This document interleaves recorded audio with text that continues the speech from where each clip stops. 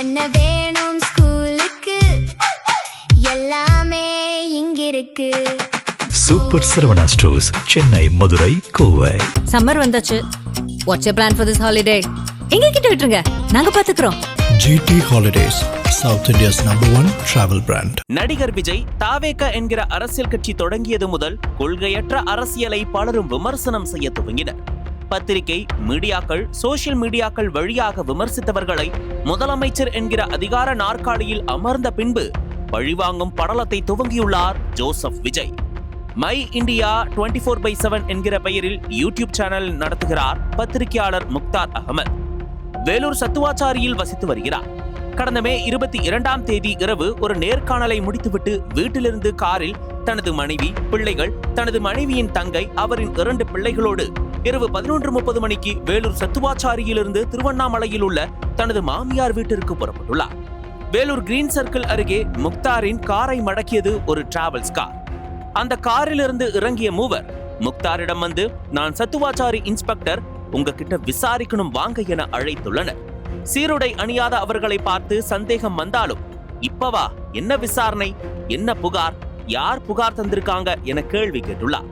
அதெல்லாம் சொல்றோம், வாங்க போய்கிட்டே பேசலாம் என சொல்லியுள்ளார் இன்ஸ்பெக்டர்.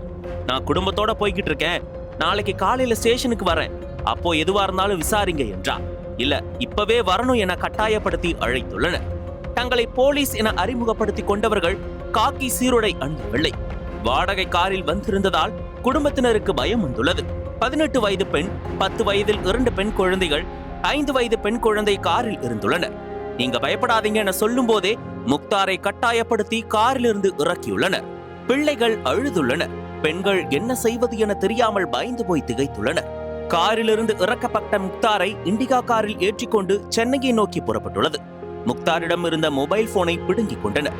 என்ன புகார், எந்த ஸ்டேஷன்ல தந்திருக்காங்க என கேள்விகள் கேட்டும் பதில் சொல்லவில்லை. நான் என் மனைவியிடம் பேச வேண்டும் என சொல்ல மொபைல் தந்துள்ளார்கள்.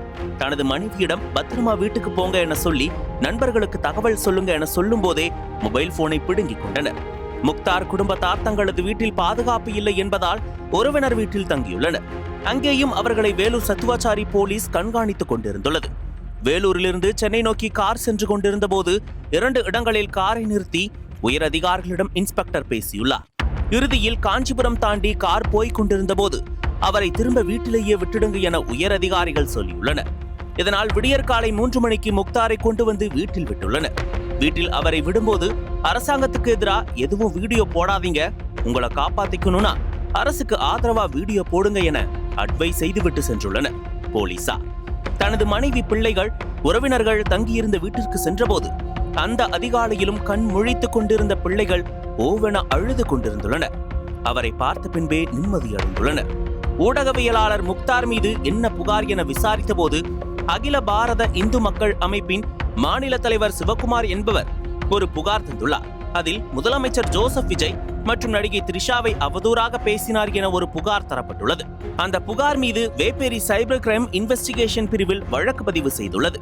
முக்தாரை சட்டவிரோதமாக கைது செய்து கொண்டு வந்து சென்னையில் ஒப்படைக்க வேண்டும் என உயரதிகாரிகள் உத்தரவுப்படி வேலூர் மாவட்டம் சத்துவாச்சாரி போலீஸ் பிரபல ஊடகவியலாளரை சட்ட விதிகளை பின்பற்றாமல் ரவுடி போல் நள்ளிரவில் கைது செய்து அழைத்து சென்றுள்ளனர். அவர் மீது புகார் இருக்கிறது, அவரை கைது செய்ய வேண்டும் என்றால் முறைப்படி வாரண்ட் வாங்கி வந்து வீட்டில் அல்லது அலுவலகத்தில் வைத்து கைது செய்திருக்கலாம். அவரது வீடு மற்றும் அலுவலகத்துக்கு தினமும் 2 முறை காவல்துறை ரோந்து வந்து கையெழுத்திடுகிறது. அப்படி வந்து கூட கைது செய்திருக்கலாம். ஆனால் இரவில் தனது மனைவி மற்றும் பிள்ளைகளோடு வெளியே செல்லும் போது கைது செய்ததன் நோக்கம் அவரை மட்டுமல்ல, அவரது குடும்பத்தையும் பயமுறுத்த வேண்டும் என்பதற்காகவே திட்டமிட்டு இப்படி செய்துள்ளனர். விஜய் குறித்த வீடியோவில் 2 குழந்தைகள் விசிலை தூக்கி கால்வாயில் வீசியது இருக்கும். அவர்கள் முக்தாரின் பிள்ளைகள் என்பதால் அந்த அவர்களையும் பயமுறுத்த வேண்டும் என்றே இரவில் அப்படி செய்துள்ளார்கள். விஜயின் அரசியல் செயல்பாட்டை விமர்சித்தார் என்பதற்காகவே இப்படி திட்டமிட்டு அவரை டார்கெட் செய்கிறது முதலமைச்சர் விஜய் தரப்பு. முதலமைச்சர் பதவியேற்ற 2வது நாளே விஜயை அரசியல் ரீதியாக விமர்சித்த பல யூடியூப் சேனல்கள் மீது நடவடிக்கை எடுத்துள்ளனர் என்பதும் குறிப்பிடத்தக்கது. இது பற்றி சத்துவாச்சாரி காவல் ஆய்வாளர் விஜயபாஸ்கரை தொடர்பு கொண்டு கேட்டபோது, அப்படியா, எனக்கு தெரிந்தவர்தான், கைது செய்தோமா, எங்க ஸ்டேஷன்ல புகார் இல்லையே, அப்படியா நடந்தது என சிரித்துக் கொண்டே கேட்டார். முதலமைச்சர் விஜயோடு முன்னாள் IAS அதிகாரி சகாயம், பழைய அரசியல்வாதி பழ கருப்பையா போன்றவர்களை இணைத்து வைக்க ஒரு கும்பல் வேலை செய்கிறது. இதற்காக அவர்களை மீடியாக்களில் விஜய்க்கு ஆதரவாக பேச வைக்கிறது. அதே நேரத்தில் முதலமைச்சர் விஜயை விமர்சிப்பவர்கள் யார் யார் என பட்டியல் எடுத்து அவர்கள் மீது புகார் தர செய்து அவர்களை கைது செய்து சிறையில் அடைக்க துடிக்கிறது என்கின்றார்கள். நக்கீரன் டிவிக்கு சப்ஸ்கிரைப் செய்யுங்கள். உங்கள் ஆதரவே எங்கள் பலம். ஆசிரியர்களுக்கு நண்பனாகவும் மாணவர்களுக்கு ஆசானாகவும் திகழும் தேர்வு வழிகாட்டி. ஒவ்வொரு பாடத்திற்கும் அனுபவமிக்க ஆசிரியர்களின் துல்லியமான தெளிவான விடைகள். CNC இருக்கு, தேர்வு பயம் எதற்கு? இது தீரன் பப்ளிஷிங் ஹவுஸ் விற்பனை வெளியீடு.